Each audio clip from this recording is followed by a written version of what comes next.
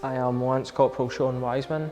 I am a regimental tailor in the 2nd Battalion Royal Regiment of Scotland. Started training in 2009, went to Harrogate. I went in as a junior soldier, done a year there, then went to Captrick in 2010 for 10 weeks. Then chose my battalion to come to Two Scots. Came the week of my 18th birthday. Started pre-deployment training for deploying on to Afghanistan, Herrick 13. And deployed September that year in 2010, and then got injured twice December 2010, 3 days before Christmas, 3 days after. So after the first incident, we were in a Jackal vehicle and we were QRF at the time, and we'd had a call out. We went to go and see what it was. We weren't needed. We were then going back to the base, back to the compound, and the driver slowed down. There was 4 of us in a Jackal, and there was another 3 guys in the Jackal in front of us. We were the second vehicle, and when we came up to a speed bump, the driver slowed right down, and next thing I knew, there was a loud bang and a massive sort of flashy light, like a firework going off at my right hand side. Didn't know what it was. Started sort of panicking, thought I'd lost my arm. But just with the impact, it was just cuts and bruises. The driver got some cuts and bruises to his face, and he thought he was blind because of the impact. I thought I'd lost my arm, and the commander was trying to keep us calm. The vehicle was still normal. It was just the weapon system got destroyed on the front of the vehicle, and just pretty much cuts and bruises to all 3 of us. But that was it. There wasn't any real damage done. I started screaming because I thought I'd lost my arm. I'd never felt that pain before the impact of the stones, but I was looking at my arm and I could see that my full arm was attached, but it wouldn't sink in, just obviously with adrenaline and that. The driver was fine, so we had to wait for a period, just for other people to come out, just to make sure it was all clear for us. We went straight back to our checkpoint, and we got checked over by the medic, and then we got sent to the bigger camp to go and see the medical centre, just to get the cuts and bruises cleaned up. Incident number 2 had done the damage, or IED number 2. We hadn't walked up that route. We'd crossed it a lot further down the road. We'd crossed over it, but we hadn't touched it or walked over the way that we'd come back. And then we were walking back along it, and I was sort of in the middle of the patrol, and all the guys were making jokes about the issued goggles you get, you're like Crazy Frog, and I had them on, had a laughing joke with them, literally turned my head, put my foot where the guy in front of me had left his foot mark, and then it was just, heard a loud bang and loads of dust, and that hit me. It was like a blink of an eye. I went and done a full 180 degree turn, and that's the one that done all the damage. I couldn't move, I could feel my nose bleeding, and I could move my arms, but with the weight of the kit I couldn't roll over or cheat myself or anything. I knew exactly what happened. I was a lot calmer this one than I was the one in the vehicle, because I'd already been in an explosion.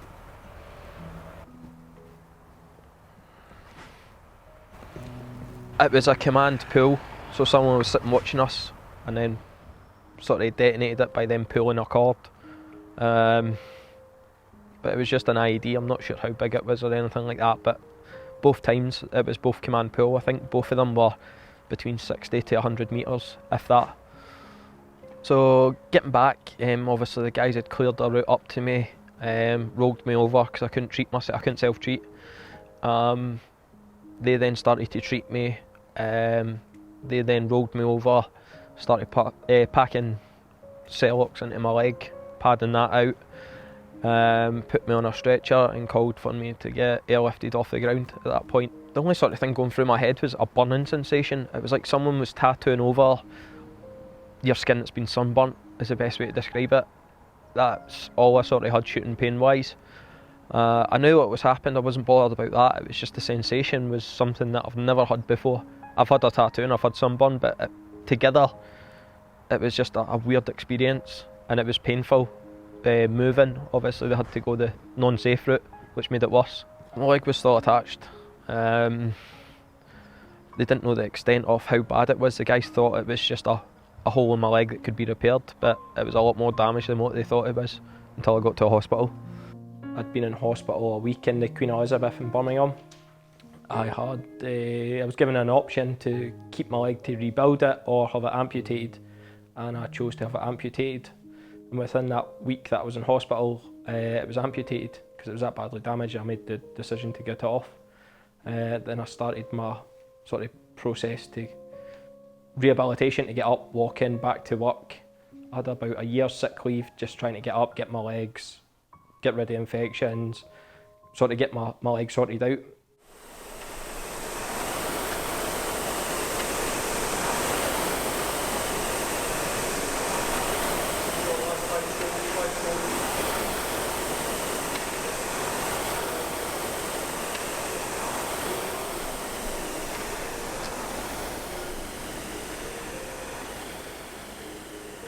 And with seeing a mental health doctor myself, and then obviously on medication for it, it was working, but it wasn't doing enough. And I thought, I'll give it a go because I used to love sport, why not get back into it? And it's made a massive impact on my life and sort of for my family, friends and work colleagues on how much it's helped me.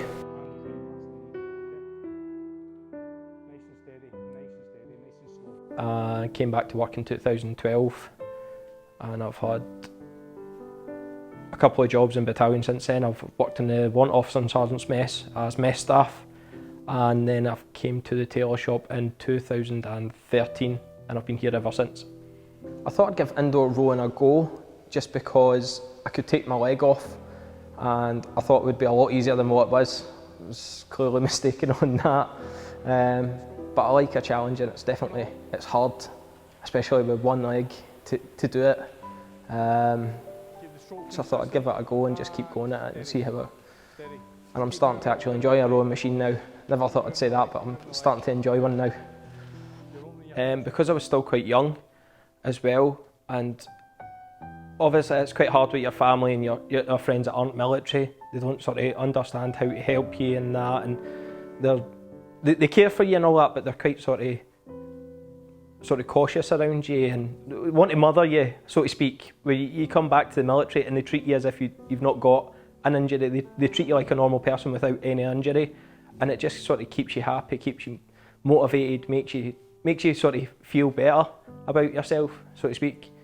And it pretty much just raised morale and my spirits and just wanted me to keep going and get back and be with everyone in camp. I'm just hoping to get back to my normal self, how I was before I got injured. Just sort of happy, always smiling, not worrying about things, not having to deal with sort of all the problems that go on with mental health or having low days or mood swings or snapping and just not being yourself. I'm looking forward to how that's helped me and how I can help other people that are struggling and how they can help me, and how it's sort of like an extended family of injured personnel that we just sort of help each other through it, and it's a lot easier for it, just to try and get back, to help everyone get back to their old selves before they were sort of injured. It had quite a bit of impact. I couldn't go on courses or promotion courses at the time like a lot of the sort of the other guys in my peer group. I couldn't deploy with sort of my section, my platoon, the company, the battalion that I'd deployed with before. So it sort of impacted on that, but with the impact on that I then learned other skills and trades, so it took me down a different route and gave me sort of more life experience and other things.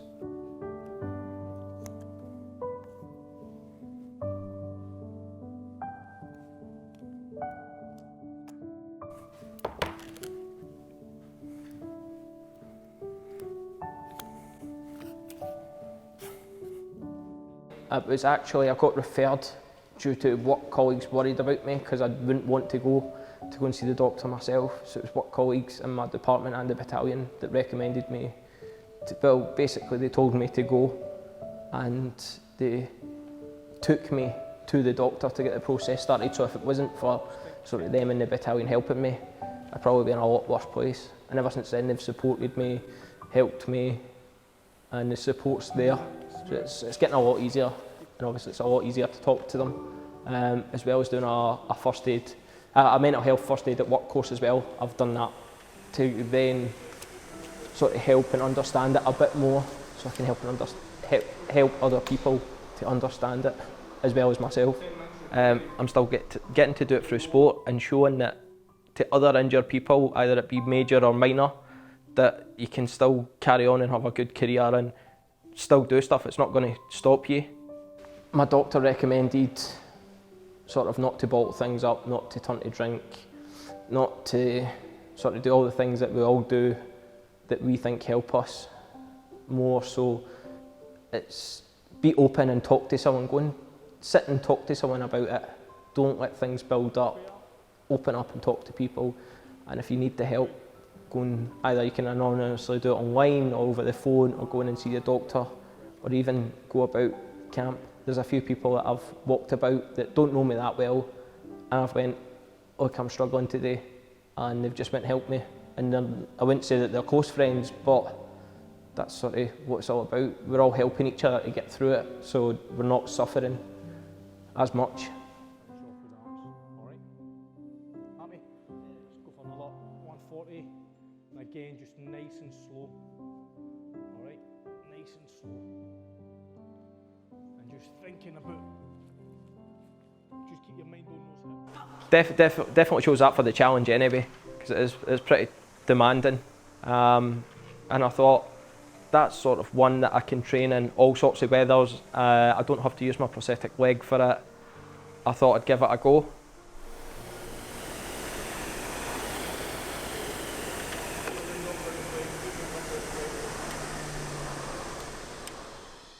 I don't get any pain. It's helped ease off other pain that I've received whilst being an amputee. I used to get a lot of back pain and discomfort. A lot of that's eased off. Obviously, as every other good coach, they like to keep you motivated, shout on you, so you're always sort of focused on that, so you don't really forget. If you're having a down day or that, you're like that, right, I'll motivate myself to go on it. So it's like a bit of support as well, that you get sort of a bit of a kick in the bum, just to go, right, I need you on that, I need you to go and do that, and then you sort of forget and you feel, I say you feel better, it depends on what the session is and how you feel after it, but you do definitely feel better, and it's helped a lot. I think I just wanted to try it because I'd seen sort of some of the other service personnel that I knew that were injured and how it's helped them and how they've moved on with their life, and I thought, I may as well, I used to love doing sport, I don't do it as much now, I may as well try and get back into it and see if it helps, sort of fitness wise and with the mental health. And so far it's paid off and it's helped a lot, and I'm enjoying it, and it's also good for everything else. But I thought, I've got nothing to lose, I want to try it and see if it'll help, and it's helped a lot, major amounts. It's helped with all sorts of aspects.